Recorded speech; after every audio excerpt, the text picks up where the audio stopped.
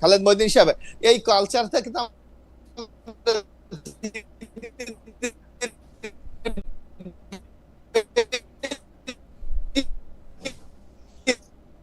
যাচ্ছি। এই 2 দিনে আরো শিক্ষা নিয়ে আমরা আরো পরিবেশ টিভি কিন্তু নানা জায়গায় প্রোগ্রাম করে চলছে। আমি সন্ধ্যায় দেখলাম সিলেটে তারা বিশাল সমাবেশ করছে। কই এখন তো আর সমস্যা হচ্ছে না। অর্থাৎ দুর্ঘটনাকে আমরা দুর্ঘটনা হিসাবে চিহ্নিত করি, এবং ভবিষ্যতের জন্য আমরা যদি সবাই সতর্ক হই, এই ধরনের অবাঞ্ছিত ঘটনা থেকে আমরা সবাই নিজেদেরকে সংযত রাখতে আমরা পারবো। ফিরবো মোশাররফ ভাই আপনার কাছে। আপনি আমাদের একজন দর্শকের একটা প্রশ্ন আপনার কাছে আছে, আমাদের প্রশ্ন নিয়ে আমরা ফিরবো। দর্শকের প্রশ্নটা শুধু আপনি করে রাখি, আপনার কাছে যখন ফিরবো তখন আপনি এটা নিয়ে বলবেন। প্রধানমন্ত্রীর সহজ সরল জীবন, ওনার নাম শাহিনুর ইসলাম, উনি বলছেন প্রধানমন্ত্রীর সহজ সরল জীবনযাপন বিএনপি ফলো করছে কিনা। এইটা আপনার যখন আপনার কাছে যখন ফিরবো তখন আপনি আমাদের বলবেন। আমরা একটু জনাব সাইফুল আলম খান মিলন এর কাছে যেতে চাই। জনাব সাইফুল আলম খান মিলন, আপনি নিশ্চয়ই গত কয়েকদিনের রাজনৈতিক এবং অন্যান্য যে বিষয়গুলো পত্রপত্রিকা বা সংবাদ মাধ্যমে আসছে তা খেয়াল করছেন, এবং যার বেশিরভাগই আসলে আমরা পছন্দ করতেছি না বা আমরা উচিত মনে করতেছি না। তো সেইগুলি নিয়ে একটু আমাদের যেহেতু কথা বলতেই হচ্ছে, সেই জন্য আপনার কাছে আমি একটু জেনে রাখি, জনাব নাসিরউদ্দিন পাটোয়ারির কথা আসলো, যিনি এনসিপির একজন গুরুত্বপূর্ণ নেতা, ন্যাশনাল সিটিজেন্স পার্টির একজন গুরুত্বপূর্ণ নেতা, এবং যারা আপনাদের জোটে আছেন। আমার প্রশ্ন হচ্ছে, তার এই বক্তব্য যে জনাব ওয়াকারুজ্জামান, আপনি বিএনপির তারেক রহমানকে, যিনি একজন দুর্নীতিবাজ, কোট আনকোট, আমি প্যারাফ্রেজ করে বলতেছি, তাকে ভোটে জিতিয়ে ক্ষমতায় এনেছেন, সুতরাং আপনার এরকম দাড়ি রাখারও দাম নাই, আপনার এরকম বুড়া বয়সে এগুলি হওয়ারও দাম নাই। আপনারা এই বক্তব্যের সাথে একমত কিনা যে তারেক রহমানকে ওয়াকারুজ্জামান ক্ষমতায় এনেছেন? খালেদ মহিউদ্দিনকে আমার পক্ষ থেকে সালাম ও শুভেচ্ছা, এবং আপনার মাধ্যমে ঠিকানা টিভির সকল দর্শক শ্রোতাদের সালাম ও শুভেচ্ছা জানাচ্ছি। আসলে এই যে বক্তব্য যেটা নাসিরউদ্দিন পাটোয়ারির দিয়েছেন, এটা তার নিজের বক্তব্য, এর দায়িত্ব তাকেই গ্রহণ করতে হবে। ইলেকশনের ব্যাপারে আসলে কিছু কথা আছে, সে কথাটা আমরা আগেও বলেছিলাম, কিন্তু আমরা ইলেকশনের পরেই আমরা ইলেকশনকে গ্রহণ করেছি। কাজেই এখন নতুন কোনো আলোচনা ইলেকশন সম্পর্কে আমরা যেতে চাই না। আর আমি মনে করি যে নাসিরউদ্দিন পাটোয়ারির যে কথা, সেই কথা ব্যক্তি হিসেবে নাসিরউদ্দিন পাটোয়ারি, আর দল হিসেবে এনসিপি কি ব্যাখ্যা করতে হবে, এখানে আমার ব্যাখ্যা করার কিছু নেই। আপনারা জোট সঙ্গী হিসাবে এনসিপির কাছে জানতে চাইতে পারেন কিনা, যদি ব্যাপারটা কেন আমার কাছে গুরুত্বপূর্ণ, সত্যি সত্যি ওয়াকার সাহেব যদি তারেক সাহেবকে ক্ষমতায় আনে থাকেন, এবং সেই ক্ষেত্রে তারপরে আপনি জানেন সেই সময় আমি ঢাকা ছিলাম, তারপরই জামায়াতের আমিরের সঙ্গে আমার কথা হয়েছে। মাননীয় আমির জনাব শফিকুর রহমান কিন্তু আমাকে স্পষ্ট এক সাক্ষাৎকার দিয়েছেন, যে সাক্ষাৎকারটার মধ্যে আছে, যেখানের মধ্যে তিনি ইলেকশনের দুই পক্ষকে শুভেচ্ছা জানিয়েছেন, ফলাফল কনসিড করেছেন। তাইলে তো ওইটাতে আপনারাও পার্ট। ইফ এইটার মধ্যে যদি ওয়াকার সাহেব কোনো কনস্পিরেসি করে থাকে, ওয়াকার সাহেবের যদি এই ক্ষমতা হয় যে তারেক সাহেবকে বসাবে, তাহলে এটা তো আপনারাও পার্ট। আপনারা এই বক্তব্যটার প্রতিবাদ করছেন না কেন? আমি আপত্তি জানাচ্ছি, কারণ হচ্ছে উনি একটা দলের শীর্ষ নেতা, উনার একটা বক্তব্য যদি নিজেদের বক্তব্য হয়, আপনার ভালো না লাগে আপনি বললেন ওর বক্তব্য, যদি ভালো লাগে পাঠকরা দর্শকরা যদি নেয় তাহলে বলবেন এনসিপির বক্তব্য আপনাদেরও বক্তব্য। তো সহজ, তাই না? আপনি তো তাকে ব্যক্তি হিসেবে আলাদা করতে পারেন না। He is a senior leader, আপনার দলের একজন গুরুত্বপূর্ণ, জোটের গুরুত্বপূর্ণ দলের একটা লোকে। ইলেকশন সম্পর্কে কিন্তু আমাদের জোয়ানা অ্যাডভোকেট, তার বক্তব্যটা বোধহয় আপনার মনে আছে। আপনি সৈয়দা রেজানা হাসানের কথা বলছেন, উপদেষ্টা?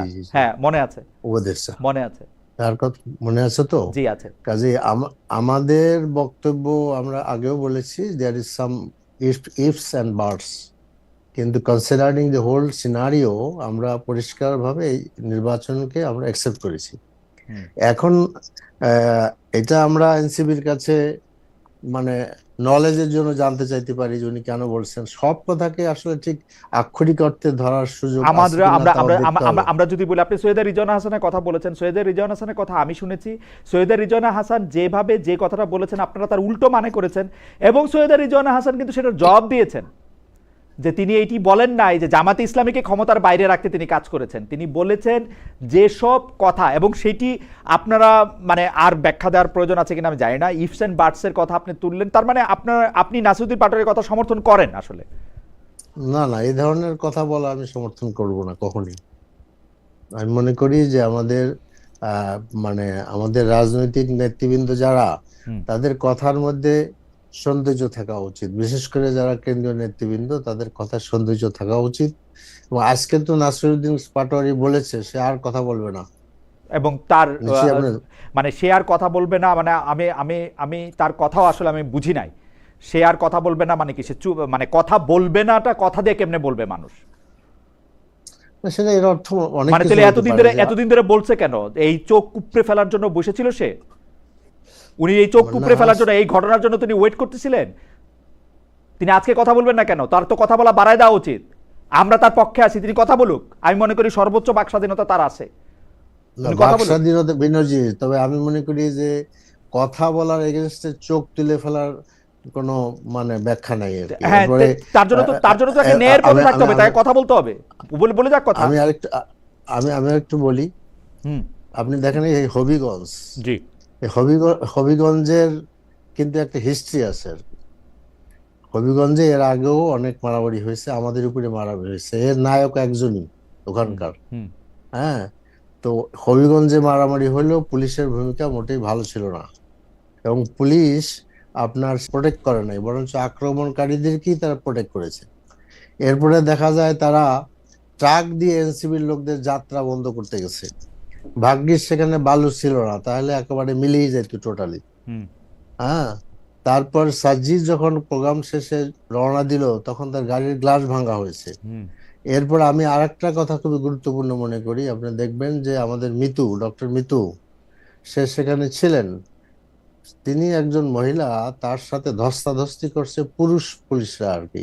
এবং ধস্তাধস্তির যে পিকচার আমি দেখেছি, যেই পিকচারটা মোটেই আমাদের জন্য গ্রহণযোগ্য না। ওকে, আমার মনে হয় যে মিলন ভাই যে এখানে আরেকটু কথা বলা দরকার, সেটা হলো যে আমাদের দেশে এই অবস্থা কেন সৃষ্টি হবে যে আমরা কোনো প্রোগ্রাম করতে গেলে আপনি আক্রমণ করবেন, এটা তো হইতে পারে না। আর এইটা ছিল জুলাই আপনার পদযাত্রা, তাহলে কি জুলাইয়ের এগেনস্টে আপনারা এটা করলেন কিনা? তারপরে আমার কথা হলো যে যদি কেউ অন্যায় করে থাকে, যদি এরকম হয় যে নাসিরউদ্দিন পাটোয়ারির কথার কারণে সংক্ষুব্ধ হয়েছে, সেটার আইন আছে, সেখানে করেন।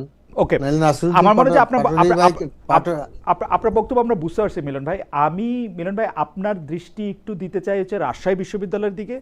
সেইখানে ছাত্রলীগ বা কথিত ছাত্রলীগ একজনকে পরীক্ষা কেন দিতে দেওয়া হচ্ছে, কেন সে এইখানে যাচ্ছে, কেন সে এখানে আসছে, এই কথা বলে প্রকাশ্যে মানে রাকসুর জিএসকে আমরা বেলচা হাতে আক্রমণ করতে দেখছি।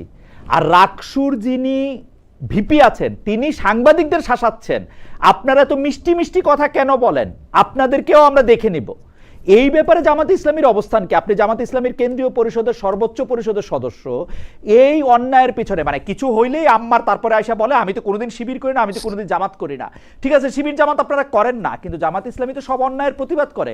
ওইখানে তাদেরকে কে বলছে যে ছাত্রলীগরে বইলা তাদেরকে মারতে হবে? আমরা কিন্তু এই আম্মারকে কয়েকদিন আগে দেখেছি, উনি বিশ্ববিদ্যালয়ের অধ্যাপকদের রুমে ঢুকে উনি কেন কাজ করছেন, পড়াচ্ছেন, সেগুলি ব্যাপারেও তিনি শাসাচ্ছেন।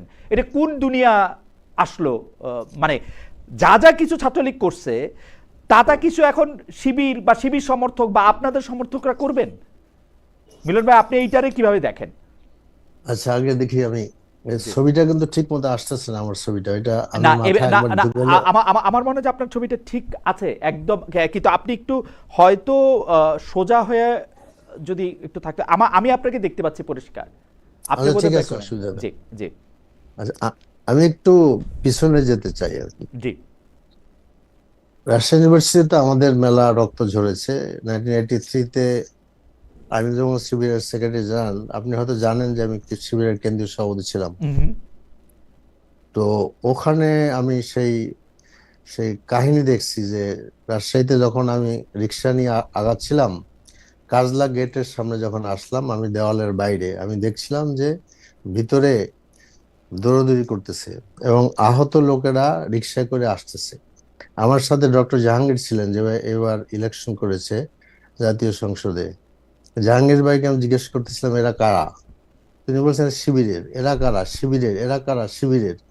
অসংখ্য শিবিরের ছেলেদেরকে সেখানে আহত করা হয়েছে। দিস ইজ জাহাঙ্গীরনগর ইউনিভার্সিটি, এবং এখানে বহু লোক, রাজশাহী ইউনিভার্সিটি, এখানে শিবিরের প্রচুর রক্ত ঝরছে। আমি আপনার পয়েন্টে আসতেছি। এরপর এই রাজশাহী ইউনিভার্সিটিতে আমরা প্রকাশ্য দিবালোকে শিবিরের এক ছেলেকে ধরে টিচারদের সামনে আপনার চাইনিজ কুড়াল দিয়া তার গোড়ালি কেটে দেওয়া হয়েছে। আমি তখন কোনো মানব অধিকার কর্মী, সাংবাদিক বা এই দেশে যারা নানান কথা বলেন তাদেরকে প্রতিবাদ করতে দেখি নাই। টিচাররা এখানে আপনার এগুলা রোধ করতে আসে নাই, যাতে এটা করিও না। তো এইটা একটা দিক। কাজে এই যে গত 15-17 বছরে রাজশাহী ইউনিভার্সিটির অত্যাচার নিপীড়ন, এই অত্যাচার নিপীড়নের প্রেক্ষাপটকে টিচারদের সামনে রাখা উচিত ছিল। এখন আসেন, আমি আপনার কথায় আসি। তো আমি মনে করি না যে এটা আম্বার বা এদের এই জিনিসটা করার কোনো এখতিয়ার আছে। এটা আই ডোন্ট অ্যাকসেপ্ট ইট। মানে অ্যাজ ওয়েল অ্যাজ রাকসুর ভিপির আমি বক্তব্যটা শুনেছি, তিনি হয়তো উত্তেজিত ছিলেন কিনা আমি জানি না।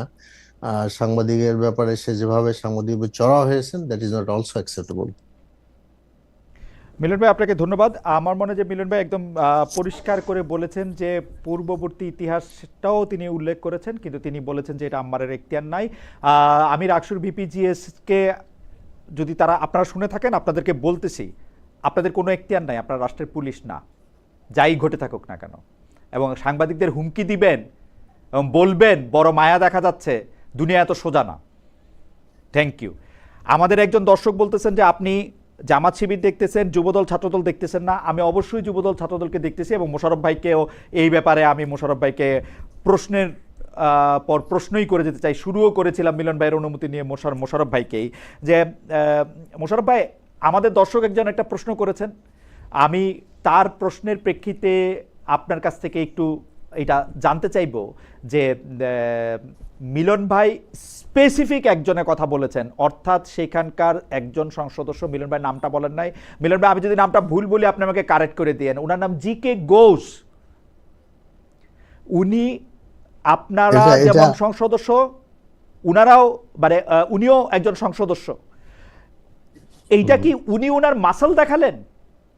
উনি কি মাসেল দেখায়, মানে উনার মাসেল দেখায় উনি কোন পর্যন্ত যাইতে চান? উনি কি শামীম ওসমান হইতে চান? উনি কি জয়নাল আজারি হইতে চান? উনি কি মানে উনি কোন লেভেলে যাইতে চান? মানে উনার লেভেলটা কোনটা?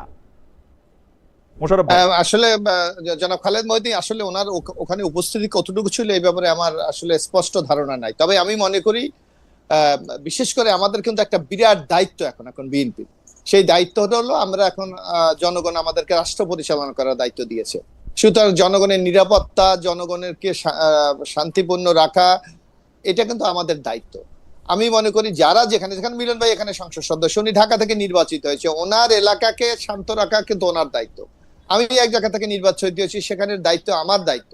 যদি আমি দায়িত্ব পালনে ব্যর্থ হই, তাহলে কিন্তু ওনার নিজের জীবনে যেমন ব্যর্থতা আসবে, পাশাপাশি দলকেও কিন্তু একটি বদনাম বহন করতে হবে। আমি আজকে যতটুকু আমি জানি আমাদের কেন্দ্রীয় নেতৃত্বের এই ব্যাপারে, আমাদের কেন্দ্রীয় নেতৃত্ব কিন্তু অত্যন্ত কঠোর। আপনি দেখছেন যে বিকাল থেকে পরিস্থিতি সম্পূর্ণ অন্যরকম। সুতরাং আমরা এই ধরনের পরিস্থিতি চাই না, যে কথাটি আমি আমার আগের পর্বেই বলেছিলাম, যে এই ঘটনার সম্পূর্ণ একটা বিচ্ছিন্ন জায়গায় ঘটনা, যার সাথে বিএনপির কেন্দ্রীয় রাজনীতি বা বিএনপির কোন এই যে বর্তমান কর্মসূচি, তার সাথে কোনো মিল নাই। সুতরাং এই ব্যাপারটা আমাদের নজরে এসেছে, আমরা দেখছি। তবে আমাদের দর্শক জাহিদ হোসেন, আমি কি নামটা পড়তে পারলাম, জাহিদ হাসান উনি প্রশ্ন করছেন যে যারা আক্রমণ করলো, চোখ উপড়ে ফেললো, তাদের গ্রেফতার করা হচ্ছে না কেন? চোখ তুলে নেওয়া কি বাংলাদেশি আইনে জায়েজ? না, এটা কোনোভাবে আমরা সমর্থন করি না। জনাব খালেদ মহিউদ্দিন, আপনি জানেন যে দীর্ঘ 15টি বছর আমরা কি অত্যাচার নির্যাতনের মধ্যে ছিলাম। বিশেষ করে আপনি জানেন যে আপনার টক শোতে আমরা অংশগ্রহণ করতাম, সেখানেও কত সতর্কতার সাথে আমাদেরকে যেতে হতো, কথা বলতে হতো। সুতরাং এই ধরনের কর্মসূচি আমরা কখনো সাপোর্ট করি না। আপনি দেখেন ঢাকা বিশ্ববিদ্যালয়ে আপনি ভালো করে জানেন, এখানে ছাত্র আপনি ছিলেন, যে আজকে প্রায় 2 বছর হলো মানে ফ্যাসিস্ট হাসিনা সরকারের পতন ঘটেছে। আপনি দেখবেন এখনো ঢাকা বিশ্ববিদ্যালয়ে কিন্তু জাতীয়তাবাদী ছাত্র দল হলগুলিতে থাকতে পারছে না। তারপরও কিন্তু জাতীয়তাবাদী ছাত্র দল অত্যন্ত সংযমের সাথে পরিস্থিতির অনুধাবন করে কিন্তু তারা তাদের রাজনৈতিক কর্মকাণ্ড পরিচালনা করে যাচ্ছে। এখানেও কিন্তু আমরা কোন ধরনের বল প্রয়োগ বলেন অথবা আমাদের অধিকার প্রতিষ্ঠার জন্য সেইটাও কিন্তু আমরা যাচ্ছি না, কারণ আমরা চাই। জি মোশাররফ ভাই, ঢাকা ইউনিভার্সিটির ছাত্র দলের ছেলেরা হলে উঠতে পারতেছে না, মানে এটা কি মানে বিশ্বাসযোগ্য কথা? আপনি জানেন, আপনি ঢাকা বিশ্ববিদ্যালয়ে খোঁজ নিয়ে দেখেন যে জাতীয়তাবাদী ছাত্র দলের ছেলেরা হলে আছে। কাদের জন্য এটা এখানে হলে দুটো, এখানে যদি আমি মানে এটা কি বিএনপির অন্তর্গত কোন দল, মানে একটা মোশাররফ ভাইয়ের দল একটা? না এটা আপনাকে বলি, সেই ঘটনাটা হলো আপনি জানেন যে আওয়ামী লীগের 15 বছর এখানে ফ্যাসিস্ট শেখ হাসিনার ছাত্রলীগের অবস্থান ছিল। আমরা রাতারাতি দেখলাম যে ছাত্রলীগ চলে যাওয়ার পর এরা তো ঢাকা বিশ্ববিদ্যালয় ছেড়ে দেয়নি। আপনি ঢাকা বিশ্ববিদ্যালয়ে ছিলেন, ছেলেরা থাকবে, পরীক্ষা দেবে, হলে থাকবে, এটাই স্বাভাবিক। কিন্তু রাতারাতি কিন্তু তারা তাদের মানে মোড়কটা চেঞ্জ করে অন্য একটি দলের নেতাকর্মী সমর্থক হয়ে গেছে। সুতরাং এখানেও কিন্তু একটি প্রবলেম আছে। তারপরও কিন্তু আমরা সেইটাকে অ্যাড্রেস করেও কিন্তু হলে ওঠার আমাদের ছেলেরা চেষ্টা করে না। তারা যেভাবে এখন আছে তারা ভাবছে মেরিটের মাধ্যমে যদি তারা হলে উঠতে পারে তাহলে তাদের হবে। এবং আপনার একটা কথা মনে আছে, আপনি যদি একটু খেয়াল করে আপনি বলবেন, 5ই আগস্টের পর ঢাকা বিশ্ববিদ্যালয়ের একটা স্লোগান তোলা হয়েছিল যে ক্যাম্পাসে রাজনীতি চলবে না। আপনার নিশ্চয়ই মনে আছে, ক্যাম্পাসে মধুর ক্যান্টিনে পর্যন্ত রাজনীতি চলবে না। এই ধরনের একটা ন্যারেটিভ দাঁড় করে জাতীয়তাবাদী ছাত্র দল যাতে ক্যাম্পাসে পলিটিক্স না করতে পারে, আর যাদের অবস্থান আছে তারা তো ওখানে আছেই। আপনি দেখবেন কাদেরকে গুপ্ত বলা হয়, কারা একসময় ছাত্রলীগের নেতা ছিল তারা রাতারাতি আজকে কিভাবে অন্য একটি সংগঠনের নেতা হয়ে গেছে। কিন্তু জাতীয়তাবাদী ছাত্র দলের সেটা তো অন্য সমস্যা আছে। যাই হোক, আমাদের আগে দর্শক আরেকটা প্রশ্ন করেছিলেন, এই প্রশ্নটা জবাব যদি আপনি একটু দিতেন, যে তারেক রহমান সাহেবের 87-তে জীবনযাপন কি আসলে বিএনপির নেতাদের উপর কোনো প্রভাব ফেলছে কিনা? মানে অবশ্যই জনাব মহিউদ্দিন ভাই, অবশ্যই প্রভাব ফেলছে। আপনি দেখেন, আপনি তো বিএনপির এর আগে দুটি ক্ষমতায় যাও আপনি নিশ্চয়ই দেখেছেন ছাত্র অবস্থা, একটা 91 থেকে 96 যখন আমরা ক্যাম্পাসের ছাত্র ছিলাম, আবার 2001 থেকে 2006 আপনি যখন তুখোর সাংবাদিক আপনি দেখেছেন। সেই নেতা কর্মীদের অ্যাটিটিউড, অবস্থান এবং আজকের অবস্থানের মধ্যে আপনি কি কোনো পার্থক্য খুঁজে পান? আমি কিন্তু সরলভাবে কি দেখি মোশাররফ ভাই, আমি আপনাকে বলি, আমি সরলভাবে দেখি যে বিএনপি প্রতিশ্রুতি ভঙ্গ করে তার নিজস্ব নেতা কর্মীদের এখানে প্রশক বানাইতেছে, ওইখানের মধ্যে তারা দিচ্ছে, ব্যাংকের মধ্যে তারা তাদের লোক দিচ্ছে, বিভিন্ন মানে 15টা না 20টা জেলা মানে মেয়রাল অফিসে, জেলা পরিষদে, সবগুলি জায়গায় অনির্বাচিত লোকগুলিরে বসাইতেছে, তারা তাদের মতো করে করছে। আমি কিন্তু দেখি মোশাররফ ভাই, আপনি হয়তো আলাদা, কিন্তু আমি একটু বলি আপনাকে, এখানে আমি একটু বলি যে আপনি জানেন যে রাষ্ট্র ক্ষমতায় কে? আজকে ইউনূস সরকার যখন ক্ষমতা ছিল তখন এই যে আপনার মব কালচার, প্রশাসন, আইন শৃঙ্খলা রক্ষা বাহিনীর চরম অবনতি, নগ্ন দলীয়করণের কারণে তারা কিন্তু একটা বিরাট সংকট তৈরি করেছে। এখন এদেশের জনগণ টুটান মেজরিটি দিয়ে বিএনপিকে রাষ্ট্র দায়িত্ব অর্পণ করেছে। এখন আপনি কি চান না যে আমাদের শহরগুলি নির্বিঘ্নে তারা তাদের দায়িত্ব পালন করে জনগণকে স্বস্তি দেয়? আজকে যদি এই শূন্য জায়গায় থাকতো, যাই আপনার কাছে ফিরে আসি, আমি একটু শেষ করি।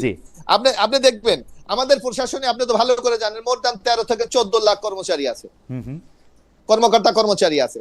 আপনি দেখেন, আমি হিসাব করে দেখেছি, এই যে অভিযোগটা একটা ন্যারেটিভ বিএনপির বিরুদ্ধে দাঁড় করা হচ্ছে, টোটাল এখন পর্যন্ত একটা গভর্নমেন্ট ক্ষমতায় গিয়েছে, এখন পর্যন্ত 20 জন দলীয় লোককে কোথাও বসে নাই। আপনি এর বেশি সংখ্যা বলতে পারবেন না, 20 জন বা 22 জন এরকম। তো এই ছোট্ট একটা সংখ্যা দিয়ে মোশাররফ ভাই গইনা বলতেছেন?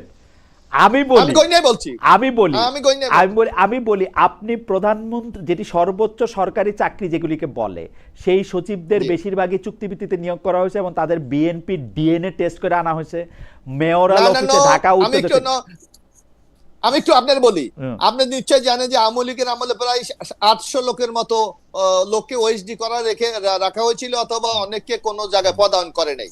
আপনি দেখেন, এই বৈষম্য দূর করার জন্য ইউনূস সরকার এসে একটা, এই বৈষম্য যারা শিকার হয়েছে তাদের জন্য একটা কমিটি করেছে। 700 লোককে তখন সচিব, এডিশনাল সচিব, জয়েন্ট সেক্রেটারি নানাভাবে তাদেরকে পদায়ন করেছে এবং বেতন সহ তাদেরকে ফেরত দিয়েছে। আপনি সেখান থেকে কত 11 জন কি 12 জন সচিবকে চুক্তিভিত্তিক নিয়োগ দিয়েছে। এখন এর আগের গভর্নমেন্টগুলি আপনি 20 জনের কথা বললেন তো মোশাররফ ভাই, আমি আপনার আরো সচিব 20 জন, সচিব 20 জন ভাই, আমাদের দুজনের একটু বেয়াদবি হয়ে যাচ্ছে। মিলন ভাইয়ের কাছে একটু যাই।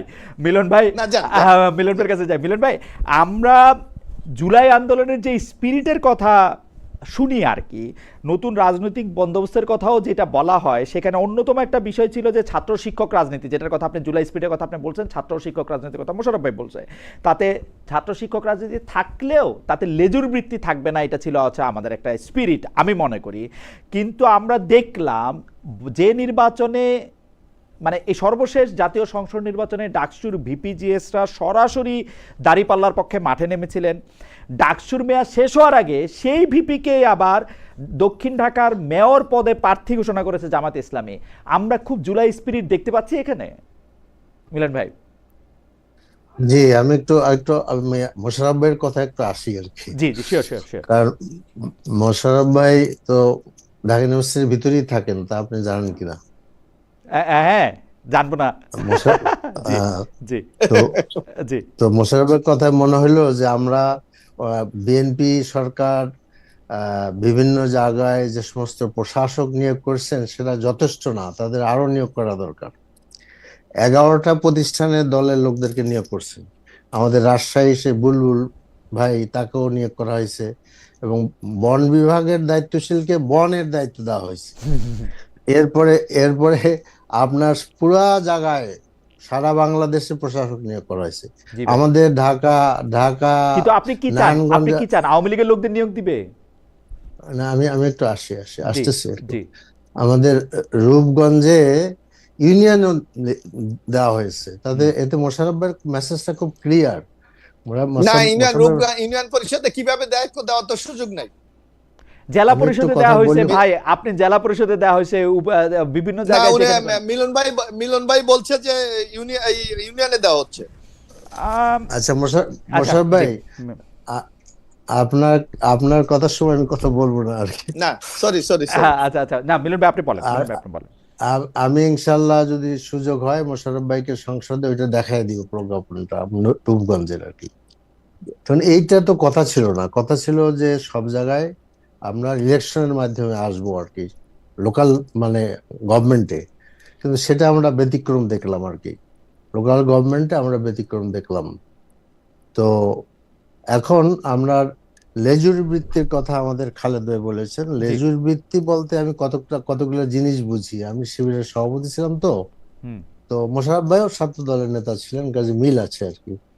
লেজুর বৃত্তি বলতে বোঝা যায় যে আসলে সিদ্ধান্ত গ্রহণ করার ক্ষমতা, প্রোগ্রাম দেওয়া না দেওয়া ইত্যাদি বিষয়ে আমাদের ছাত্র সংগঠনের স্বাধীনতা আছে কিনা, এবং মানে আমাদের তাদের সেট আপ ইত্যাদি ক্ষেত্রে আপনি যদি পাশাপাশি রাখেন ছাত্র শিবির, ছাত্র দল, এখন তো ছাত্র লীগ নাই, যদি পাশাপাশি রাখেন তাহলে দেখবেন যে ছাত্র শিবিরের সেট আপ প্রতি বছর ফি বছর আপনার ইলেকশন হয়ে যাচ্ছে আর কি। আর ছাত্র দলের কবে হয়েছে এটা আমি বলতে পারবো না। মোশাররফ ভাই এটা একটু আপনি মনে রাখেন যে উনার মিলন ভাইয়ের পয়েন্টটা, সরি মোশাররফ ভাই বলে, কন্টিনিউ করেন। জি, আমি খুব অদ্ভুত ভাবে ভাবি যে বিএনপি, আওয়ামী লীগ, ছাত্র দল, ছাত্রলীগ, এদের বছর পর বছর কোনো নির্বাচন হয় না। এবং আপনার জেলা সংগঠন, তারপরে উপজেলার সংগঠনে আমাদের এই সমস্ত রাজনৈতিক দলের সবাই আহ্বায়ক থাকে, সভাপতি হইতে পারে না।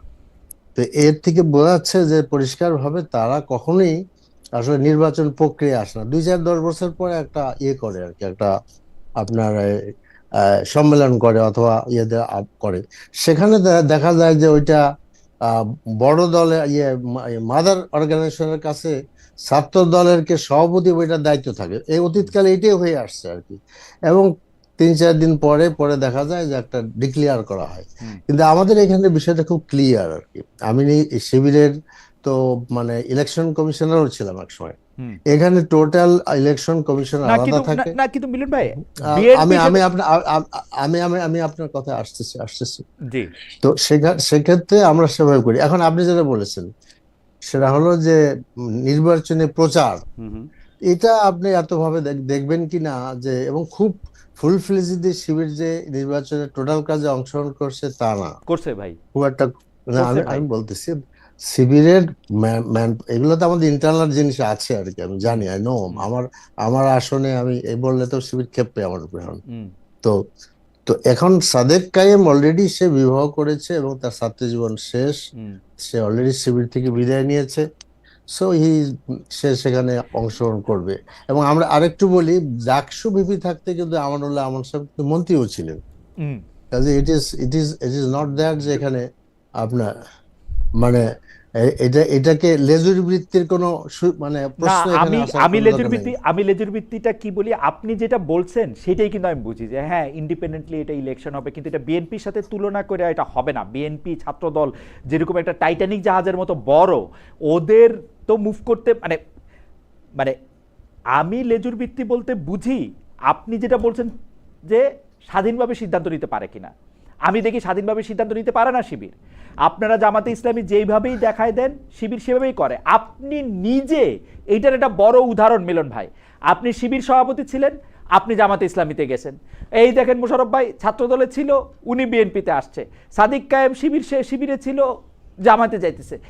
শুধু মানে আমি যে ট্রানজিশনটা দেখি, আমি এইটাকে বলবো যে আমি কখনোই দেখি না যে শিবিরের একজন নেতা জামায়াতের একটা সিদ্ধান্তকে কন্ডেম করতেছে, জামায়াতের একজন নেতাকে বলতেছে যে আপনি এটা করতে পারবেন না তরুণ রাজনৈতিক দল হিসাবে। আমরা কিন্তু ইয়াং ডেমোক্রেটদের ম্যাচিউর ডেমোক্রেসিতে এটা দেখি মিলন ভাই, আপনি এটা জানেন যে ইয়াংরা এটা এরকম বলে। হাউএভার এটা যদি আপনি একটু বলতেন, এটা যদি আপনি একটু বলতেন, আমি একজন দর্শকের একটা মন্তব্য আমি একটু শোনাই। আপনি বললে, আপনি এইটা একটু বললেন যে লেজুর ভিত্তির এই জায়গাটা নিয়ে আপনার মন্তব্য কি। আমাদের দর্শক, ওনার নাম আব্দুল হান্নান, উনি বলতেছেন মিস্টার খালেদ মহিউদ্দিন আপনি কি চান বিএনপি এই আধুনিক যুগে এনসিপি আর জামায়াতের নোংরামি সত্য গান্ধীবাদী রাজনীতি করবে? আমি গান্ধীবাদী রাজনীতি বুঝি না, আমি জামায়াতের বা এনসিপির নোংরামে আমি বুঝি না। আমি বুঝি প্রত্যেকটা মানুষের কথা বলার অধিকার আছে। আমি মনে করি বাক স্বাধীনতার কোনো সীমা নাই, বাক স্বাধীনতার কোনো সীমা নাই। আই রিপিট, বাক স্বাধীনতার কোনো সীমা নাই। আপনি আমার যা ইচ্ছা তাই বলতে পারেন। মিলন ভাই আপনি বলেন। জি, আমি বলছিলাম যখন আব্দুল সত্তার সাহেবের হয় আপনার এই মানে গণভোট হয় একটা, যতদূর আমি মনে করতে পারি, আহ, তখন তখন কিন্তু আপনার জামাতের সাথে ছাত্র শিবির দ্বিমত পোষণ করেছে আর কি, যেমন তারা ভিন্ন জায়গায় চলে গেছে। কাজে এটা হইতে পারে। দ্বিতীয় একটা কথা আমি বলতে বলতে চাচ্ছি যে যে জামাতে শিবিরের লোকেরা জামাতে যোগদান করে এটার অর্থ তারা লেজুরি ভিত্তি করে, এটার সাথে আমি একমত না। ওকে। আমরা আমরা আমরা আমি যে বলি, আমরা যে সাহিত্যের ছাত্র আর কি, পৃথিবীব্যাপী যে সাহিত্য, যে ইন্টেরিয়াম গভর্নমেন্ট বিশেষ করে প্রফেসর আলী রিয়াদ যেই আদেশ তৈরি করে রাষ্ট্রপতির দিয়া জারি করিয়েছে, তা টোটাল জুলাই সনদের সাথে প্রতারণা করা হয়েছে। জাস্ট প্রতারণা শব্দটা আপনি দেখবেন। এখন আমি বলি, এখানে মিলন ভাই আছেন, আপনি আছেন, দর্শকরা আমাদেরকে দেখছেন। 4টা প্রশ্ন আপনার গণভোটে। আমরা ভাই আমাদের নেতা জনাব তারেক রহমান বলেছে হাতে আপনারা ভোট দেন, আমরা অস্বীকার করি না, হাত তো এখন আমরা ভোট দিয়েছি। বললেন কিন্তু কেন 1 তাহলে? 2 3 বললেন কেন? আমি বলি মানি, আমরা এখনো তো মানি, আমরা তো এখনো কিন্তু মানি। এখন আপনাকে প্রশ্ন বলি আমরা তো চারটা মানি। না, প্রশ্ন চারটা না 39টা, এই কথা কেন কইতেছেন? না না না, আমি বলি না ঘটনা, আপনাকে আপনি তো 4টা আমি মেনে বললেন নিছি তো যে ভাই, আমি তো 4টা মেনে নিছি। মহিউদ্দিন আলমগীর, আপনি জি, খালেদ মহিউদ্দিন, আপনি শুনলে আপনি বুঝতে পারবেন। জি, খালেদ ভাই, হুম, আমি 3টা আমি মনে করেন কোন কারণে ধরেন, আমি মনে করেন আমি 4টার 3টা সমর্থক একটা করি না, আমার কোনো স্কোপ আছে নাই। তারপর আমি মনে করলাম 4টাকে আমি মেনে নিলাম। আমরা 3টা এলো কনস্টিটিউশনাল অ্যামেন্ডমেন্ট, আর লাস্টে কি আপনি বলেছেন যে রাজনৈতিক দলগুলি জুলাই সনদে যে নোট অফ ডিসেন্ট দিয়েছে, জনগণ যদি তাদের পক্ষে সমর্থন সেইটা বাস্তবায়ন করব। তা আমার পক্ষে তো 51% জনগণ আমাকে রায় দিয়েছে ইন্ডিভিজুয়াল একটা দল হিসাবে। আর আমার দলের যে ছিল জোট ছিল, জোটের আরো 5%। মোশাররফ ভাই, আমি সরল মানুষ, আমি এত প্যাচগোছ বুঝি না। আমি বুঝি যে গণভোটের মধ্যে আপনি 4টা কোশ্চেন দিছেন, সেইটা আপনি জানতেন, সেইটা কি কি কোশ্চেন সেটা ছাপা হয়ে যাওয়ার পরে আপনার দলের সর্বোচ্চ নেতারা আমাকে, আমি জনগণ আমাদের বলছেন হ্যাঁতে ভোট দিতে, বলছেন কিনা? দিলাম আমি না না দিলাম আমি না ভাই, আপনি আমাকে হ্যাঁ আমি তে তো ভোট দিছি দিতে ভোট, বলছেন কিনা, আপনাকে পুরোটাই খালেদ বলছেন কিনা মহিউদ্দিন, হ্যাঁ আমি ভোট দেন? বলি, যে আমি আমি আমি উপরে 3টাও মানি, আমি 4 নাম্বার আমাকে বলছে আমার নোট অফ ডিসেন্ট বাস্তবায়ন করার অধিকার। আগে তো জনগণ ভোট দিয়েছে। আপনি ধরেন, আপনি আচ্ছা ঠিক ঠিক আছে, আছে, বিএনপিকে আপনি জনগণ আপনি ঠিক আছে, গণভোটটা আমি বুঝলাম, কিন্তু গণভোটের ক্ষেত্রে কেন যে আপনারা এই যে 4 প্রশ্নের কথা এখন বলেন, 4 প্রশ্নের কথা আমরা তখন বলছিলাম, এবং আমি বলছিলাম যে কি জানি না। হাউএভার, কিন্তু আপনারা ভোট দিতে কইছেন, ওখানে ভোট দিছেন, কিন্তু আপনারা বলছি আমরা অস্বীকার করি না তো। আপনারা আইন মানে বিচার বিভাগের জন্য আলাদা সচিবালয়টা বাদ দিলেন কেন? আমি বলছি, আমি একটু বলছি, আমি আপনার টোটাল প্রশ্নটি বলেছি। আপনি দেখবেন 133টি অর্ডিন্যান্স জারি করা হয়েছিল, মিলন ভাই এখানে আছে। আমরা ডক্টর ইউনূস সরকারের সেটা 1 মাসের মধ্যে আইনে পরিণত করতে হবে, সেটা বিশেষ কমিটিতে পাঠানো হয়েছে। বিশেষ কমিটিতে আলোচনা করে সংসদ উত্থাপন হয়েছে, এবং আপনি যদি দেখেন বাংলাদেশ না পৃথিবীর ইতিহাসের রেকর্ড যে 6 দিনে আমরা 98টি আইন পাশ করেছি। এটা বিশ্বের কোন পার্লামেন্টে আপনি দেখাতে বিচার পারবেন না। বিভাগের জন্য আলাদা সচিবালয় আমি বলি, একটু বলি, যে আমি একটু বলি, আপনি 98টা গেলে বাদ থাকে কয়টা? 98টা গেলে বাদ থাকে 35টা। এর মধ্যে আপনি মিলন ভাই আছে, তারা কয়টা নোট অফ ডিসেন্ট দিয়েছে, আমরা কয়টা নোট অফ ডিসেন্ট দিয়েছি? সেটা হলো বোঝা যায় যেগুলি বিশেষ কমিটিতে নোট অফ ডিসেন্ট দেওয়া হয়েছে বা কোনো প্রশ্ন উদ্বেগ করা হয়েছে, সেগুলি পরবর্তীতে অধিক আলোচনা করে স্টক হোল্ডারদের সাথে আলোচনা করে আমরা বিল হিসাবে উপস্থাপন করবো। আমরা তো এখনো সেই স্ট্যান্ডে আছি, যার জন্য আমি এখনো বলি আমার মনে হয় মিলন ভাই গিয়েছে কিনা আমি 98টা জানি করতে না। পারলেন, বিচার বিভাগ আলাদা করাটা, বিচার বিভাগের সচিবালয় আলাদা করতে পারলেন কেন? এইটার মধ্যে ওখানে কিছু ফল ছিল যেগুলি বিএনপি সারা সংসদে জীবন আমাদের আইনের ফল ঠিক করা যায় ভাই। আমি একটা কথা বলিনি আপনাকে, দেখেন আমরা তো এগুলো বাতিল করি নাই এখনো। আমরা বলেছি এগুলি সংসদে উত্থাপন হবে। পিছাইলেন কেন? আবার হ্যাঁ, পিছানো হলে ওর মধ্যে অনেকগুলো অ্যামেন্ডমেন্ট দরকার আছে, সংশোধনী দরকার আছে। অ্যামেন্ডমেন্ট দিতেন, যেমন আপনাকে বলি, আর আপনাকে বলি গুম কমিশন। না আমি একটু ভাই আমার অভিজ্ঞতা আপনি শুনেন। 98 সালে বিচারপতি মোস্তফা কামালের নেতৃত্বে 5 জন বিচারক বৈশা বলছে বিচার বিভাগ আলাদা হবে 98 সালের ডিসেম্বর মাসে। আপনারা ক্ষমতায় আসছেন হচ্ছে সর্বোচ্চ রায়, শেষ রায়। আপনারা ক্ষমতা আসছেন 2001 থেকে 2006 পর্যন্ত, আপনারা ওই অট্টুক কাজও করেন নাই। মধু সাহেব আমাদেরকে সামনে দেয়া বলছে করব না, করেন নাই আপনারা। এখন এটা মধুদার সাহেব বলতে পারে, এটা তো করেন আমি তো নাই। আচ্ছা মধু সাহেবের কথা বাদ দেন, নাই। মধু সাহেব উনি আর এখন আমাদের মাঝে নাই, আপনারা তো করেন তো নাই। আপনি এখন আমি বলি, এখন আমি একটা উদাহরণ দিলে আপনি বুঝতে পারবেন। আমার যেমন আপনার গুম উদাহরণটার ব্যাপারে কমিশন একটু বলেন, আপনারা করেন তো নাই। বলছি, আমি একটা জি, বলি, যেমন জি। গুম কমিশন, জি। গুম কমিশনে বলা হয়েছে যে গুম কমিশন এটা তদন্ত করবে, তদন্ত করে এইটা আন্তর্জাতিক অপরাধ, এটা এই তদন্ত রিপোর্ট দেবে। তারা মানতে পারে, নাও মানতে পারে। তা আমরা বলেছি না, এইটাকে আমরা এই গুম কমিশনকে আমরা ক্ষমতায়ন করব, যাতে গুম কমিশনের এই তদন্তটাই সর্বোচ্চ তদন্ত হয়। কোথাও বলা হয়েছে শাস্তি 14 বছর, আমরা বলেছি না, এটা গুমের শাস্তি হতে হবে যাবজ্জীবন মৃত্যুদণ্ড।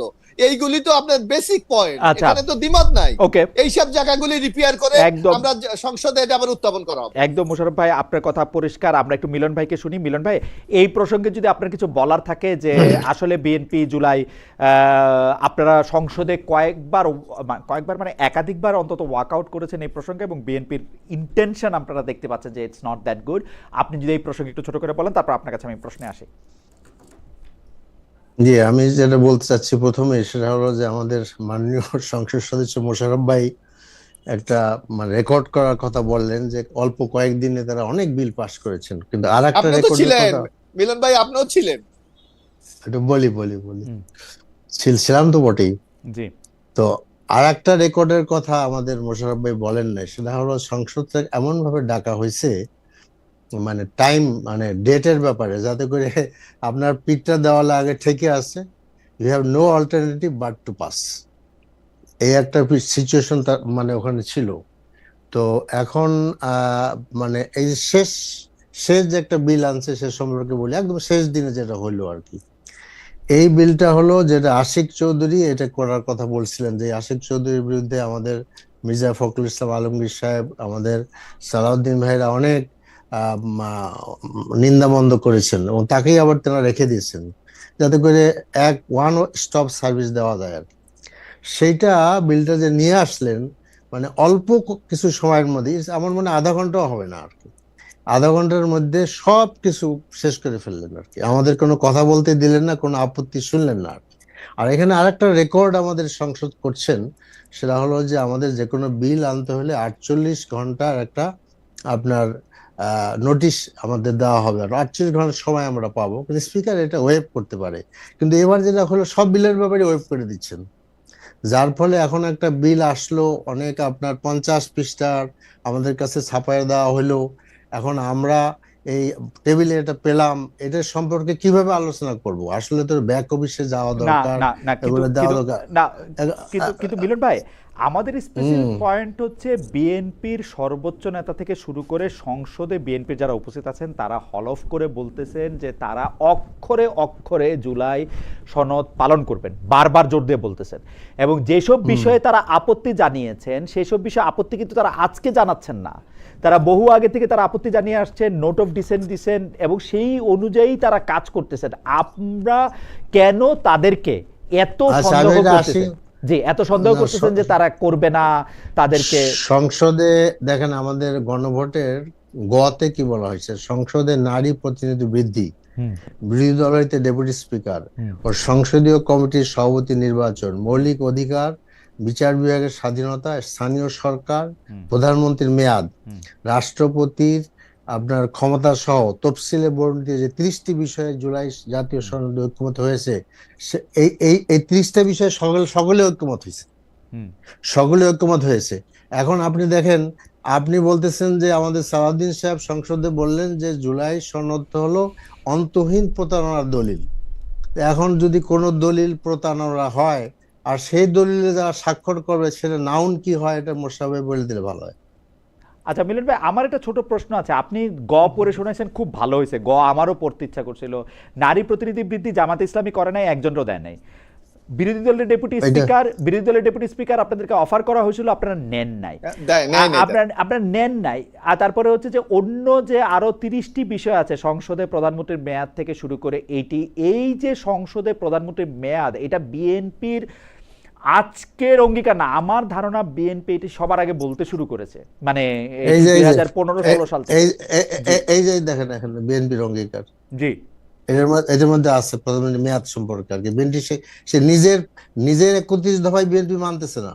না না, বিএনপি মানবে না বলে নাই তো, আমি এইটাই বললাম যে এটা বিএনপি সবার আগে বলতে শুরু করছে।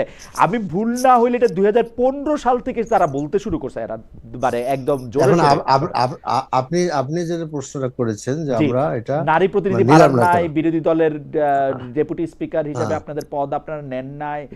তারপরে হচ্ছে যে আরো বিভিন্ন বিষয় আপনাদেরই আসলে আপত্তি আছে। আপনারা একবার বলছেন যে মানে জুলাই সনদ আপনারা স্বাক্ষরও করতে চান নাই, পরে আপনারা গিয়ে স্বাক্ষর করছেন। জুলাই সনদের প্রতি বিএনপির অবহেলা যতদূর, আপনাদের অবহেলা কিন্তু ততটুকুই, বা তার চেয়ে একটু না, বেশি এটা হতে আমার পারে।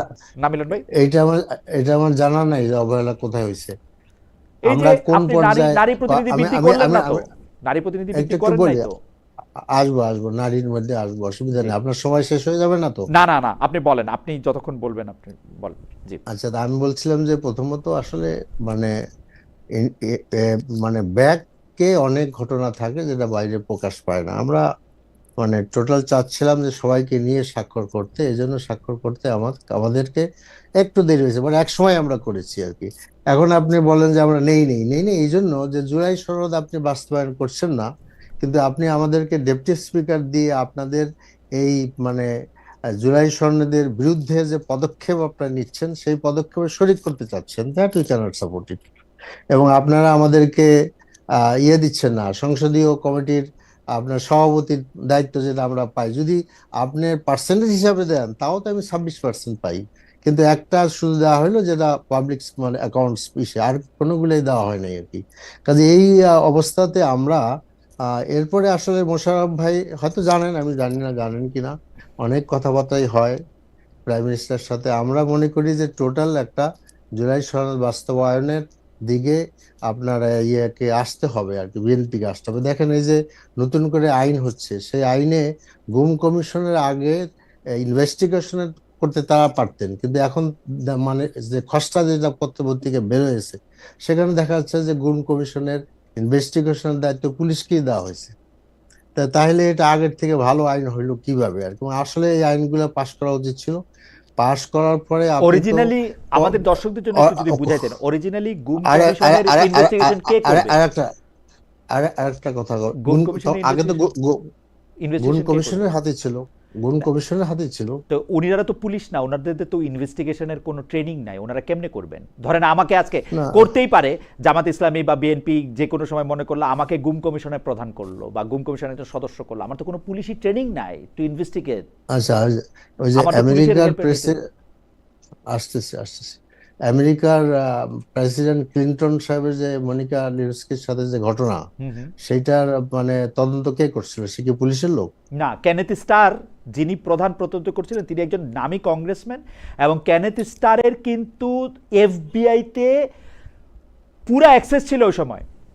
এফবিআইকে উনি যতখানি অনুরোধ করবেন কংগ্রেস, এফবিআই বা স্থানীয় পুলিশ যারাই মনে করেন তারা তাদেরকে দিবেন। আমার কথা হইল গুম কমিশনের প্রস্তাবিত আইনটা আমি পড়ছি, যেটা পরে কি হবে আমি জানি না। পুলিশে যদি আপনি না দেন, ইনভেস্টিগেটিভ অথরিটিটা আপনি ইনভেস্টিগেশন আপনি কেমনে করাবেন? আপনার মনে হইব যে ও গুম হয়েছে, আপনার মনে হইব ওর গুম হয় নাই, এইটাই হবে না তখন? আমার মনে হয় যে এটা আমাদেরকে জাতি হিসেবে ভালো করে ভাবতে হবে যে বাংলাদেশের পুলিশ সিচুয়েশন যেটা, হুম এদেরকে যেমন ধরেন আমার নামে মামলা হয়েছে, হুম যে আমি গুলশানে গাড়ি পোড়াই দিছি। হুম। মির্জা ফখরুল ইসলাম আলমগীর সাহেবের মামলা হয়েছে, তিনি প্রাইম মিনিস্টার অফিসের সামনে সিটি কর্পোরেশনের গাড়িতে আগুন লাগাই দিয়েছেন। অ্যাবসলিউটলি, জি জি। আচ্ছা, এখন এই যে পুলিশ এই কাজটা এরকম একটা মামলা করলো, ওই পুলিশকে যদি দায়িত্ব দেওয়া হয়, তা পুলিশের তো এটা প্রধান কাজ তার না না, এই আপনি আর তো যে আপনি তো আমি তো শেষ জি করি। জি।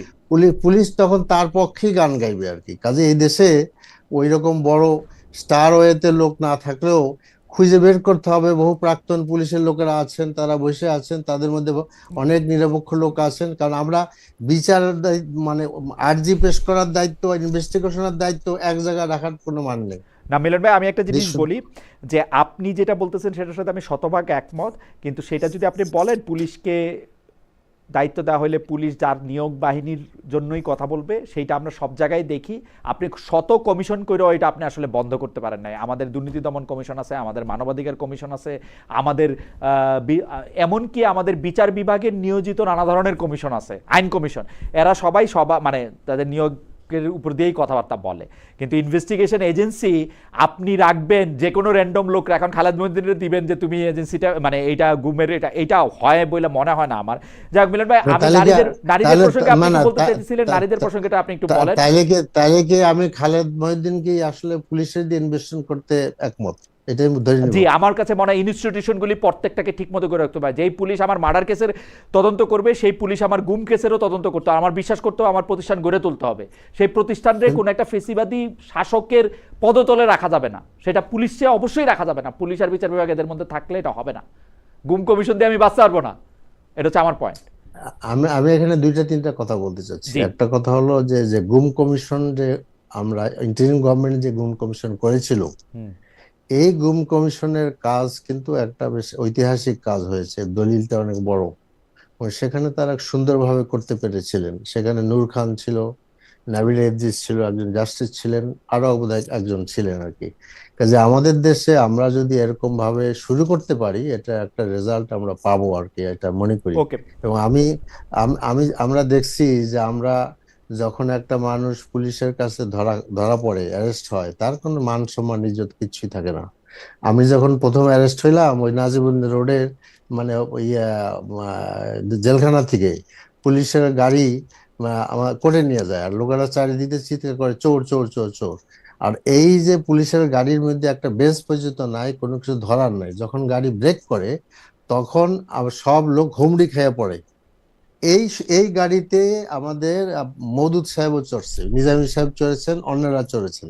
কাজে সবগুলোর আমার মনে হয় একটু সংশোধন করা প্রয়োজন। যারা যখন ক্ষমতায় থাকে তখন এদিকে কেউ তাকায় না আর কি। যারা বহু বছর জেলে থাকলো, সেই জেল সংস্কারের চিন্তা আমাদের মাথায় আসে না আর কি। এই জন্য আমি মনে করি যে কোনো ক্রমেই এই পুলিশের হাতে, অন্তত বর্তমান পুলিশের হাতে এটা করে দেওয়ার কোনো সুযোগ নেই। দেয়ার শুড বি ইন্ডিপেন্ডেন্ট, মানে আপনি ইনস্টিটিউট গড়ে তুলি আমরা। আমার মনে মিলন ভাই, আপনি আমার ধারণা আপনি এটা নিশ্চয়ই বুঝে দেখবেন, আমরা যত বেশি এইরকম বাহিনী তৈরি করব, একটা আমব্রেলা বাহিনীর থেকে যত বেশি এরকম র্যাবের মতো স্পেশাল বাহিনী তৈরি করব, তত আমাদের সংঘাত এবং বিচার পাওয়া এবং রেমেডি পাওয়ার পথ ক্ষুণ্ণ হবে। এটা নিয়ে আমরা নিশ্চয়ই মিলন ভাই আমরা আরো বড় করে একটা আলোচনা করতে পারবো। এখানে একটা কথা আছে, সেটা হলো যে দিস ইজ জি, বলেন। again related to the intention of the government. Government চায় কিনা এটা দেখতে হবে। গভর্নমেন্ট হস্তক্ষেপে দেখলে তছনছ হয়ে যায়। গভর্নমেন্ট যদি এখন প্রতিষ্ঠান মানে পুলিশকে বিশ্বাস না করতে পারে বা পুলিশের কাছে যদি বিশ্বাসযোগ্য করে না তুলতে পারে, বা এইটা তো আর তাহলে তো আমাদের দুর্ভোগের আর কোনো শেষ নাই। এটা আপনি আলাদা আরো 10টা কমিশন করলে ওই দুর্ভোগ আমাদের থাকবে। আমি বলতেছি প্রতিষ্ঠান। আমি দোকানে গেলাম, আমার দোকানে পাল্লায় মাপে আমাকে জিনিস দেওয়া হলো, এখন আমি কি দোকানদারকে অবিশ্বাস করলাম নাকি? দোকানদার এই নিয়মিত পাল্লায় মাপ করে দিবে না, এটাই নিয়ম। আপনি তো এই কারণে তো আপনি দোকানদারই পাল্টাইছেন, পাল্লাও পাল্টাইছেন, তারপর আপনি দোকানদারের অবিশ্বাস করতেছেন। একই দোকানদার নাই তো এখন মিলন ভাই। না, দোকানদার যখন অন্তহীন প্রতারণা দেখে চোখে দক্ষিণ প্লাজায় বসে স্বাক্ষর করার পরেও, তখন বিশ্বাস করার মতো কঠিন হয়ে দাঁড়ায়। মানে ওই দোকানদারের প্রতারণার কথা দেখতেছেন। আমরা আরো অনেক ধরনের প্রতারণা দেখি।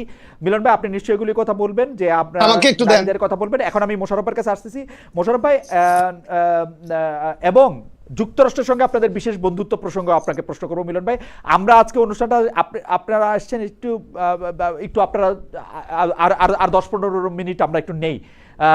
জি মোশাররফ ভাই আপনি বলতেছিলেন। আমি মিলন ভাইয়ের বক্তব্য আমি খুব মনোযোগ দিয়ে শুনছিলাম। উনি বিএনপি কে বেশ কিছু অভিযুক্ত করেছে, যদিও আপনি অনেকগুলি প্রশ্ন তাকে করেছেন। যেমন আমরা যদি একটা নতুন বাংলাদেশ না চেতাম, আমরা যদি এই জুলাই সনদের বাস্তবায়ন না চাইতাম, যেমন আমাদের 31 দফার মধ্যে স্পষ্ট আছে বিরোধী দল থেকে স্পিকার দেবো, আমরা তো অফার করেছিলাম, ওনারা নেননি। উনি বললেন যে ওনারা বললেন যে আমরা এখনো জুলাই 31 দফায় আমরা মানি না। আপনি দেখেন যে আমরা এখনো তো সেই আমাদের যে বক্তব্য, আমরা বলেছি যে এই যে বিএনপির যে ওয়াদাগুলি, এগুলি সংবিধান সংশোধনের মাধ্যমে বাস্তবায়িত হবে। আপনি জুলাই সনদ যদি দেখেন জনাব খালেদ মহিউদ্দিন, আপনি দেখবেন স্পষ্টভাবে লেখা আছে 1 থেকে 47 নম্বর পর্যন্ত সংবিধান সংশোধনের মাধ্যমে বাস্তবায়ন করা হইবে। এটা ওনারাও স্বাক্ষর করেছে, আমরাও স্বাক্ষর করেছি। এখন এর মধ্যে কি আছে? এর মধ্যে আপনি দেখবেন যে আমরা কেয়ারটেকার গভর্নমেন্টে ফিরে যাব। ইতিমধ্যে কিন্তু মহামান্য আদালত রায় দিয়েছে যে আমরা বলেছি কৃষিকাজ করব। 31 দফাতে দেখেন আপনি আছে, আমরা বাস্তবায়ন করেছি।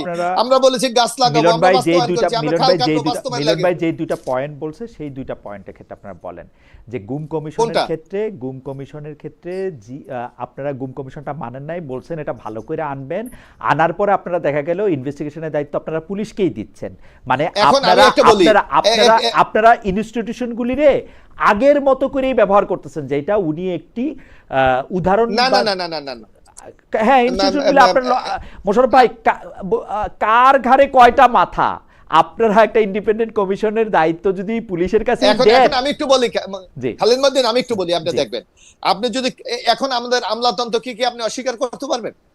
না, অস্বীকার কেন? আপনি কি পুলিশকে অস্বীকার করতে পারবেন? পারবো না তো। আপনার কথা হলো আমাদের যে দায়িত্ব, আমাদের জামাতে ইসলামীর যারা সংসদে আছে এই প্রতিষ্ঠানগুলিকে নিরপেক্ষভাবে গড়ে তোলা, এবং তারা যদি তাদের দায়িত্বের ক্ষেত্রে অবহেলা করে সেখানে শাস্তির ব্যবস্থা। আপনি এখন দেখেন 18 রাতে নির্বাচন হয়েছিল, আমি মনে আছে টকশোতে 1000 বার বলেছি, আওয়ামী লীগ বলেছিল প্রমাণ কি?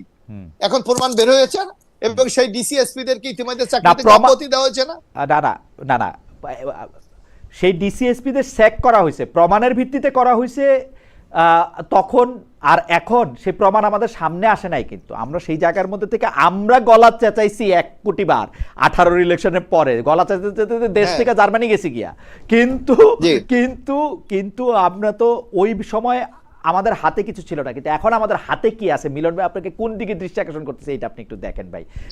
আপনি দেখবেন আজকে এখানে আমি অভিযুক্ত, আপনি অনুমানের ভিত্তিতে অভিযোগ করছেন। আমি অনুমানের ভিত্তিতে করতেছি না ভাই, আমি যেটা চোখে দেখি সেটা আমি আপনাকে বলি ভাই। আমি দেখলাম কোন প্রতিষ্ঠানের প্রতি আমাদের সে বিশ্বাস স্থাপনটা করতে হবে। কেমনে করব ভাই, কেমনে করব? আপনার প্রতিষ্ঠানের শীর্ষ পুলিশ কর্মকর্তা কিভাবে জাতীয় মানে কিভাবে বিএনপির সঙ্গীত গাইছে, কিভাবে বিএনপির প্রতি তার লয়ালিটি আছে, সেটা আপনাদের সামনে বসে বলেন রে ভাই। আমরা কেমনে বিশ্বাস করব আপনাদের? আর আমরা তো চেষ্টা করছি এই অবস্থা থেকে বেরিয়ে যাওয়ার। তারে কোনো শাস্তি দিবেন আপনি? তারে কোনো শাস্তি দিবেন যে আপনাদের গান গায়? তারে তো পুরস্কারই দিবেন। আপনি আমাকে একটু বলতে দেন, তারপর আপনি দেখবেন এখানে মিলন ভাই বলেছে সংসদীয় কমিটি। ইতিমধ্যে প্রায় 39টি কমিটির মধ্যে মাত্র 59টি কমিটির মধ্যে মাত্র 15টা কমিটি হয়েছে, এবং সেখানে পর্ষণ অনুসারে তাদের সংসদে বিরোধী দলের প্রতিনিধিত্ব হলো 26%। আপনার 26% অনুসারে যেই কয়টা মন্ত্রণালয়ের স্থায়ী কমিটি আছে সেগুলির চেয়ারম্যান তারা পাবে, তাতে 9টা না 10টা তারা পাবে। সুতরাং এটা দেখুক সামনে, এখনো হয় নাই। এখনই যদি আপনি ব্লেমটা করেন তাহলে কেমনে হবে আপনি বলেন? বরং আমরা এই অবস্থাটাকে এগিয়ে নিয়ে, আমি মিলন ভাইকে একটু বলি, মিলন ভাই তো এখানে ধন্যবাদ দেওয়া উচিত ছিল আমাদেরকে। আপনি দেখেন জ্বালানি সংকটের সময় সংসদে একটি কমিটি হয়েছিল, আপনার পার্সেন্টেজ অনুসারে 26% তারা কয়টা পায়, কিন্তু আমরা তো 50% দিয়ে সেই কমিটি করেছিলাম। দেখেন, উনি জুলাই সনদ দিয়ে সংসদে 2 ঘন্টা আলোচনা হওয়ার কথা ছিল, ওনারা নিয়ম অনুযায়ী সময় পায় 52 মিনিট, ওনারা 1 ঘন্টা 18 মিনিট আলোচনা করেছে। আর আমরা যেখানে পাই 71% আমাদের ওখানে প্রতিনিধিত্ব আছে, আমরা আলোচনা করেছি 1 ঘন্টা 1 মিনিট। তো এইগুলিকে ওনারা একটা যে নতুন বাংলাদেশের যাত্রা, আমাদের মাননীয় প্রধানমন্ত্রী যে নতুন বাংলাদেশ শুরু করতে চাচ্ছে, এগুলো কি মিলন ভাইরা কি একটু বুঝতে পারছে না, অনুধাবন করতে পারছে না? আমি আবার আমার প্রশ্নটা করি। নাইম খান উনি বলতেছেন খালেদ ভাই ইদানিং তেলা মাথায় বেশি তেল দিচ্ছেন। এখন তেল কি মোশাররফ ভাইয়ের মাথায় বেশি নাকি মিলন ভাইয়ের মাথায় বেশি আমি বুঝতে পারতেছি না, কোন তেলা মাথায় তেল দিচ্ছেন? মিলন ভাই মাথায় বেশি। আজকে কারে তেল বেশি দিছি মোশাররফ ভাই, আপনি একটু বললেন তো। এটা আমার বড় ভাই। কিন্তু আপনি যেহেতু খালি আপনার কথাই বললেন, আমি একটু আপনার কাছে একটু প্রশ্নটা করে রাখি। সেইটা হইলো, প্রধানমন্ত্রী তারেক রহমানকে ব্রিক্স সম্মেলনে আমন্ত্রণ জানিয়েছেন ভারতের প্রধানমন্ত্রী নরেন্দ্র মোদী। আপনাদের যে রাজনৈতিক যেটা বলা হচ্ছে রাজনৈতিক অঙ্গীকার আছে, যেটা নোশন আছে, সেইটার ক্ষেত্রে দিয়া আপনি জানেন যে ওই পানি চুক্তিটার মেয়াদ শেষ হচ্ছে, নতুন পানি চুক্তি করতে হবে। তো আপনাদের রাজনৈতিক অঙ্গীকার এবং ভারতের সাথে অভ্যন্তরীণ সম্পর্ক, এই দুইটারে আপনি আসলে কিভাবে দেখেন? আমরা দেখছি যে আপনিও আন্তর্জাতিক বিভাগের যে বিএনপির সংসদীয় দলের যে গ্রুপ, সেইটার মধ্যে আপনিও মাননীয় সদস্য। মোশাররফ ভাই আপনাকে প্রশ্নটা করে রাখলাম, আমি একটু মিলন ভাইয়ের কাছে যাই। মিলন ভাই, আমরা আপনাকে ওই যে নারী বিষয়ক, মোশাররফ ভাই আরেকটা, মিলন ভাই একটা 10টা সেকেন্ড, আমাদের একজন দর্শক আমাদেরকে মানে আটটু হইলে মানে খুনি করে ফেলবে। উনি বলতেছে যে আচ্ছা, বিএনপির প্রতিমন্ত্রীর ঘটনা কি, বা মন্ত্রী পরিষদের একজন সদস্যের ঘটনা কি? আমাকে বলতেছে যে জামাতের এমপিকে বহিষ্কার করেছে জামাত দল, বিএনপির ব্যাপারটাকে মিডিয়া থেকে লুকায় রাখছে। তার আগে আমি বলে রাখি, জামাতের এমপির প্রতি অন্যায় করা হয়েছে, তাকে তার ঘরের ভিতর ঢুকে যে মবটা করা হয়েছে সেটাকে আমি অনৈতিক মানে অন্যায় মনে করি। জামায়াত কেন তাকে সাসপেন্ড করলো এইটাও জামাত আসলে ব্যাখ্যা দিতে পারে ইচ্ছা করলে। আপনাদের মন্ত্রীর কি ব্যাপার, আপনারা কি আড়াল করে রাখছেন? আপনি দেখেন, আমরা লক্ষ্য করে না আমরা আমাদের মন্ত্রী কি, আপনি আমাদের মনে হয় একজন মন্ত্রীর ইউনিয়নের নাম নিয়ে আপনি হয়তো বলছেন। না না না না, ইউনিয়ন নাম না, নারী বিষয়ে কোনো কিছু না। আমি এটা আমার নজরে আছে তো, পত্রিকা আছে না, পত্রিকা আমি দেখি, আমিও পত্রিকায় দেখি নাই, সেজন্য আমার এটা জানা নাই। তো দর্শকরা প্রশ্ন করতেছিলেন। এইবার আমি মিলন ভাইয়ের কাছে আসতে চাই। মিলন ভাই, 2-3টা জিনিস, মোশাররফ ভাই আপনি প্রশ্নটা একটু মনে রাখেন, আমি তাহলে প্রশ্নটা রিপিট করবো না। ভারতের সাথে আপনাদের সম্পর্ক এবং আপনাদের রাজনৈতিক অঙ্গীকার আমি বলবো এবং প্রধানমন্ত্রী ভারত সফর। আচ্ছা মিলন ভাই, আপনার জন্য আমার প্রশ্ন হচ্ছে যে গত সরকারের বিভিন্ন বিষয় নিয়ে প্রশ্ন তুললে, সেইটা মার্কিন যুক্তরাষ্ট্রের সঙ্গে চুক্তি হোক, হামে মৃত্যু হোক, এইটা আপনারা এবং আপনাদের দলের জোট সদস্যরা মানে এনসিপি এবং আপনারা ডক্টর ইউনূস সরকারের নানা রকম সাফল্য বর্ণনা করতে শুরু করেন এবং সেইটা জাস্টিফাই করতে থাকেন। আপনারা যে মার্কিন যুক্তরাষ্ট্রকে বন্ধু বলেন এবং সর্বদলীয় সংসদে মার্কিন ও চীন ককাসে যে আপনাদের যাওয়ার যে আগ্রহ আমরা দেখতে পাচ্ছি, মার্কিন ককাসে তো আপনারা আসেনি, এইটা আসলে কি? মানে আপনারা কি আসলে বাংলাদেশে